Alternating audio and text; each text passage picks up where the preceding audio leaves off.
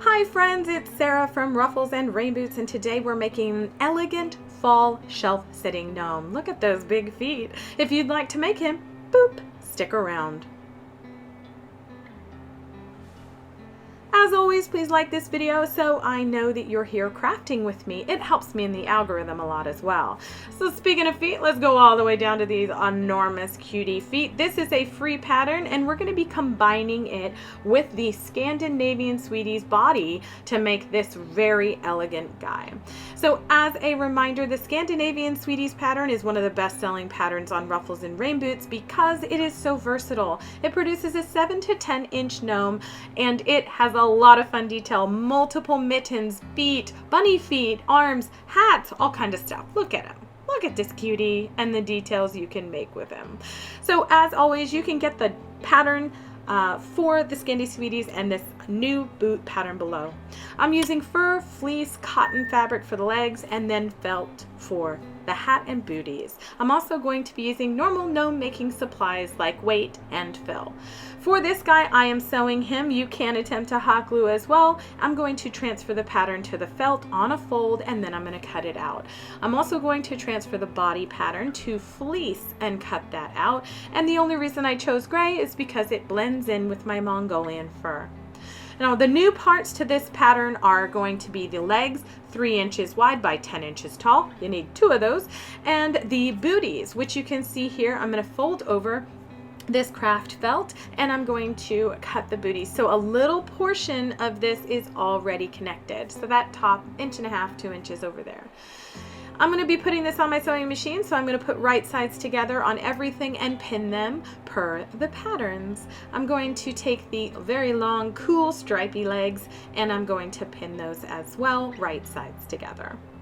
Taking it all to my sewing machine, this is a staged sewing, so we're going to start with the legs, and that way we can move to the body and use the legs inside the body later. I'm just going to be using a 1/4 inch seam allowance for my booties, which I didn't sew really well, and I'll show you because I don't hide anything, but I am, because they're so big, able to sew up all the way to the ankle. So we're going to cut off all of that excess so it doesn't matter that it's all wonky. That's what I tell myself.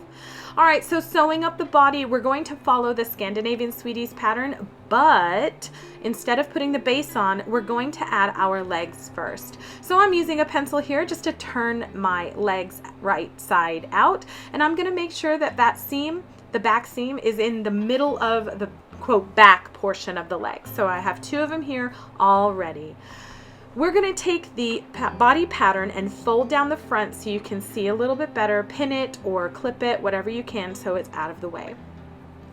I'm going to take, so you see how the back seam here is in the middle? I'm going to take both of these legs, and you have to pay attention to where the seam is. You need the seam facing you or facing that back body seam. And you can see I'm going to line it up with the body edge and pin them so that the legs are on even sides of the back seam, but they're sort of facing each other, and this will allow them to flop outward when we turn everything right side out. So I'm going to attach those directly to the body before I attach the base, and this is just like normal. You're going to pin it all the way around and sew that entire round, pulling everything out of the way as you do so. All right, so now I'm going to, let's see, so you can see it's all there. I always check my seams on everything. We're having, now we're going to start the assembly. So the first thing is, peekaboo, there's our legs. We're going to pull out the legs and then we're going to flip out the top. I used a pencil to help me poke out that top portion of the, right there, of the body, because it's also the top of our hat. Speaking of our hat, we're going to snip the seams and we're going to snip off the excess felt around that seam to about 1/8 of an inch, both on the hat and on each of the booties. And that just helps it when we turn it all to sit a little flatter. All right, so turn everything out right sides out and be sure to run your hand along those seams on that booty to make sure that you can get it to sit as flat as we can before we start stuffing it. Aren't they cute?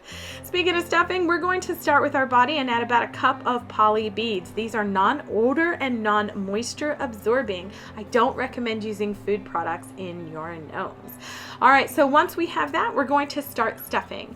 If you would like a bendable body / hat, go ahead and grab any wire that you can. You can see my piece down there.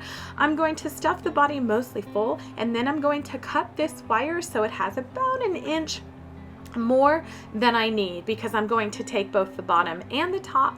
I'm going to turn the ends so that they don't poke through my body anywhere.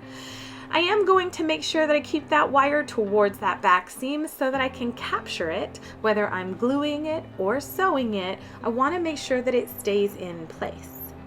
If you are selling your gnomes, I highly recommend doing this, just because I have to answer a lot of questions based on how do I get somebody's gnome that I bought, the little wire is moved around. I try and help where I can, but I'm just telling you, if you do this in the beginning, you're going to be better for it. So you can see I'm Franken sewing up the back of my gnome here, and I'm putting the needle below that wire so that once I get all the way up, I will have it secured in place and it won't be moving around. If you are gluing, you can glue it to the inside of one side and then glue the two pieces together. In order to make sure I hide this, I'm just going to press it through the body, pull it taut, and snip it off. And then look, now you have a bendable body. Be sure to roll that body between your hands to distribute the polyfill evenly before you move on. All right, so for the legs, I'm going to use polyfill and stuff them most of the way before adding wire. Now, these are longer than the Dollar Tree foam rollers, which you can use, but I would recommend having a bit of flat at the top so that the legs sit flat. So just if you're using those, be sure to make sure they don't pop up. So you can see I have these. I'm dancing, you know, like, come on, have a little fun. All right, so I'm going to do the other leg, and then I'm going to cut some wire, again, snipping or rolling down the top and the bottom as well. And I'm going to put that in the top portion of the legs so that I can bend the knee down, right? So I just want half of the leg with wire. And then I'm going to finish stuffing the rest of the two legs. For the wraparound beard, I'm using a Mongolian fur in frosted gray. This is a 3-inch pile beard, and it is lovely. In order to cut faux fur, you're just going to use a straight edge, a razor, a box cutter, whatever you have, and you're going to cut the fabric backing only. So you can see here, it's going to touch at the top and not so exactly touch at the bottom. And the reason we want that is because we don't like gluing fur to fur. If you're sewing this, absolutely. If you're gluing this, go ahead and cut it into a trapezoid shape, which I'll show you in just a second after we brush it out. I love Mongolian fur because it can look rugged and rough, or it can look elegant and sleek, and all it takes is a little bit of brushing. All right, so you can see here the top of our fur touches. So what we want to do is cut a trapezoid shape to make sure we can have both the pieces of fur directly on the body as opposed to each other. And you can see here the hat still fits on, so we're all good. I'm just going to grab my hot glue gun and secure this all the way around the body. I did not secure it to the top of the legs. You can do that if you'd like. I just like the look of it all flat and sitting, kind of like flowing around the body. So you'll see what I mean in just a second when I get this all glued down.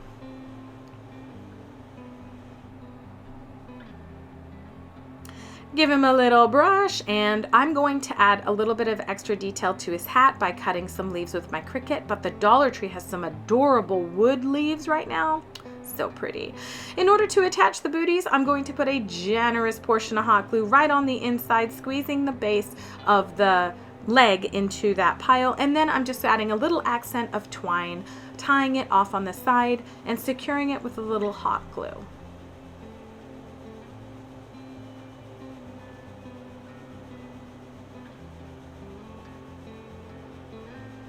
It looks cute, right?